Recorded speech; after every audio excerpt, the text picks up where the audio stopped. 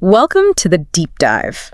Today, we're digging into something really interesting for anyone learning English. What if fluency isn't just about grammar rules or, having a huge vocabulary? We've been looking at building the confident English speaker's mindset, specifically the first chapter, and honestly, the biggest takeaway seems to be about something else entirely. I mean, think about it. Have you ever seen someone, maybe their English isn't perfect, technically speaking, but they're chatting away, totally confident, and then there's someone else, they've studied for ages, they get all the grammar, but they just stay quiet, afraid to speak. Yeah, that difference is stark, isn't it? It's not about the knowledge, not really. It points straight to confidence. That's the foundation. Exactly, confidence, that hidden ingredient. And that ingredient, that's what we call your mindset. It sounds a bit abstract maybe, but it's very real. It's how you think, how you see yourself, and crucially, what you truly believe about your ability to actually use English. A weak mindset, it sort of tracks the words inside you, but a strong one, even if your English is a bit, let's say, broken, it can sound amazing because it's real. It comes from the heart, from courage. So that's our mission today, right? To really get why building this mindset isn't just helpful, it's like the absolute first step to fluency. It makes me think of that Theodore Roosevelt quote. Oh, if you think you can. Yeah, if you think you can, you're already halfway there. And for learning English, man, that belief is powerful. It's where it all starts. Yeah, okay. So building on that, why doesn't just knowing more grammar automatically mean you speak more? What's the missing link there? It really is the mindset. It's less about what's stored in your brain, facts and rules, and more about what you believe about your ability to use it. Yeah. That belief system. It's like a gatekeeper. Right. It decides if your knowledge stays locked up or if you actually put it out there in a conversation. Right. Okay, so if mindset is the engine, what jams it up? What are the big hurdles, the fears that stop people cold? The number one. Yeah. Easily. I'm afraid of making mistakes. It's huge. Yeah, I bet. But here's the thing. The truth from the source material is so clear.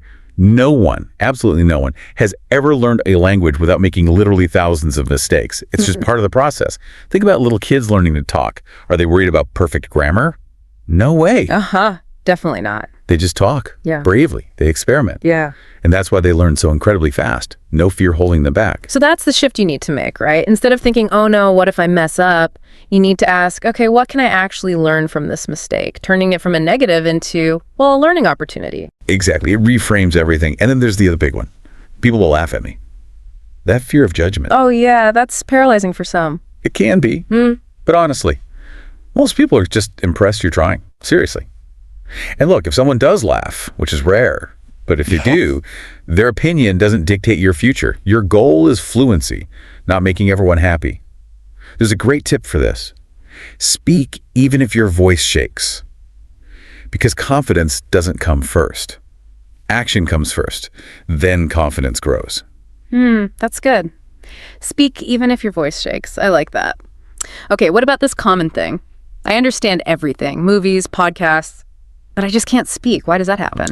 Yes. That's classic passive learning. You're taking English in, which is great, watching, listening, reading. But not putting it out. Exactly. Yeah. Speaking is an active skill. It's really active. You have to practice the act of speaking, even if it feels super basic or awkward at first. You can't learn to swim just by reading about it, right? Good analogy. You got to jump in the water. You do, no matter how clumsy it feels initially. Okay, this leads us to something really interesting the chapter covers. How our internal chat, our self-talk, plays a massive role.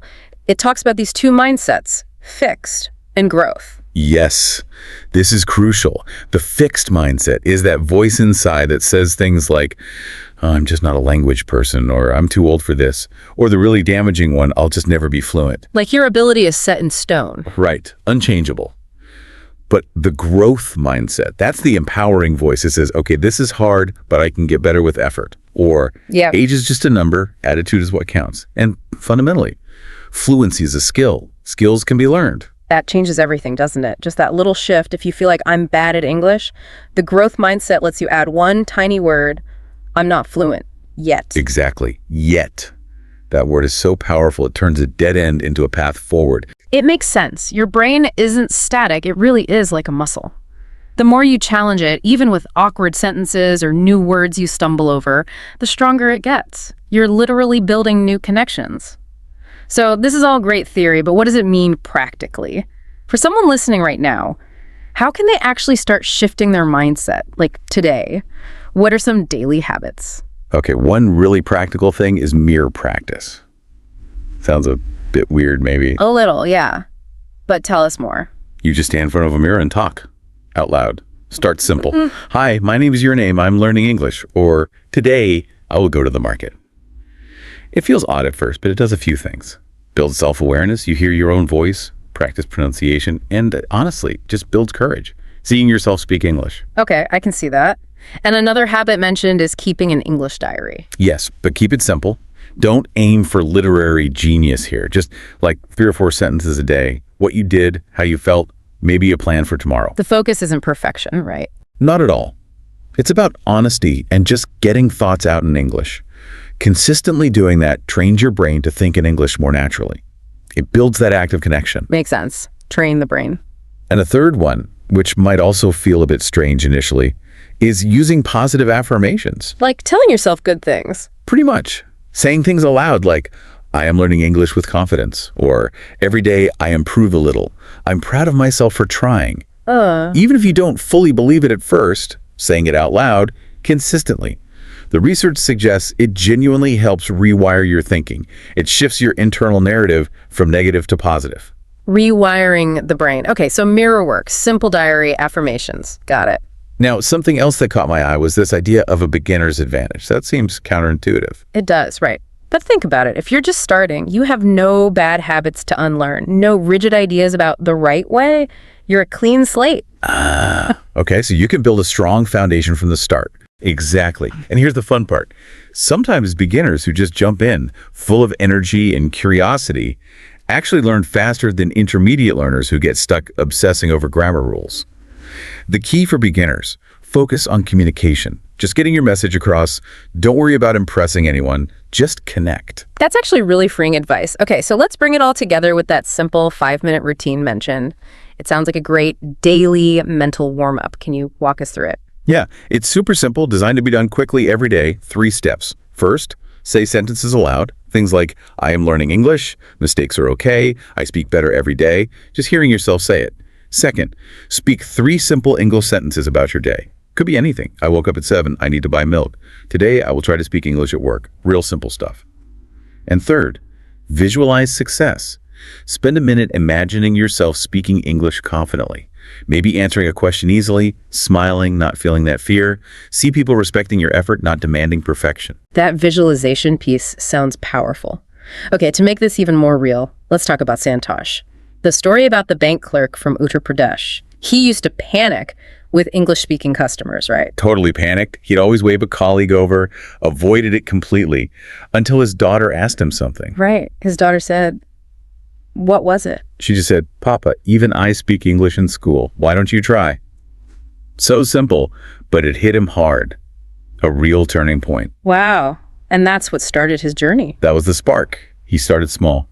Watching English news, but with the subtitles on. Speaking short sentences to himself, probably using that mirror technique we talked about. Kept a little notebook for new words. And the key thing is, he still makes mistakes, doesn't he? He's not suddenly perfect. Not at all. He still makes mistakes. But now, he doesn't panic. A customer speaks English, he handles it.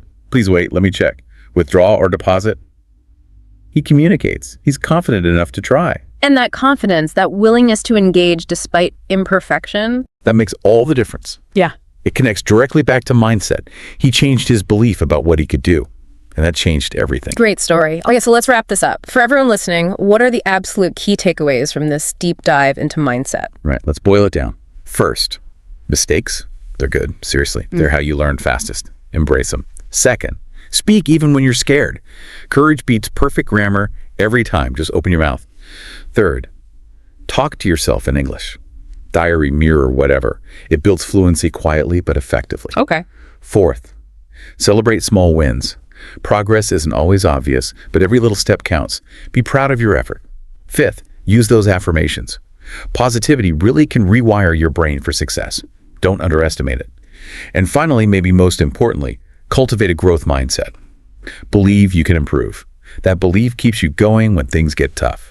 And just quickly, understanding those keywords helps too, right? Mindset, confident, affirmation, fluent, courage, they're like anchors for this whole approach. Right. Absolutely. They frame the journey. And maybe a final thought to leave you with. Learning English, it's not a race. It's definitely a journey. And like any journey, it starts with that first step, yes. But even before that, it starts with the belief that you can actually do it. So true. Before you speak with your mouth, train your mind. Believe you can. Then go out there and prove yourself right, one sentence at a time. The question for you now is, which mindset habit we talked about today? Which one could you start with? Maybe even today.